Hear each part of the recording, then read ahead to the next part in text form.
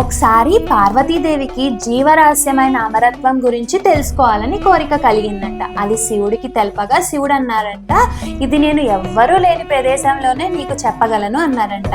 మరి ఆ అమర కథ చెప్పిన చోటే అమర్నాథ్. మరి ఆ జీవరహస్యాన్ని చెప్పడానికి శివుడు పార్వతీదేవితో కలిసి పెహల్గాం దగ్గర నందిని విడిచిపెట్టి కొండెక్కుతారంట. చందన్బరి దగ్గర నెలవంకని, షేజ్నాగ్ సరస్సు దగ్గరేమో మెడలోని కంఠాభరణమైన పాముని, ఇంకా మహాగుణాస్ దగ్గర గణపతిని, ఇంకా పంచీతర్ని దగ్గర పంచభూతాల్ని విడిచిపెట్టి వెళ్ళిపోతారంట.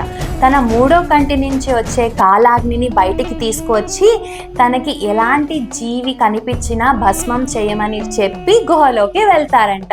రహస్యం మొత్తం చెప్పిన తర్వాత స్వామివారికి తెలిసింది ఏంటంటే, వారి కూర్చున్న ప్రదేశం కిందే రంధ్రంలో 2 పావురాలు ఉండిపోయాయని. స్వామివారికి ఆ పావురాల మీద ఆగ్రహం వచ్చినా, మరి కథ విన్నారు కదా, అంటే అమరత్వం పొందినట్టే కదా, సో అమరత్వం ఉందని చెప్పేసి ఏమి చేయకుండా విడిచిపెట్టేశారంట. అవి ఇప్పటికీ అమర్నాథ్ గుహలోనే ఉన్నాయి అని చెప్పేసి భక్తుల విశ్వాసం.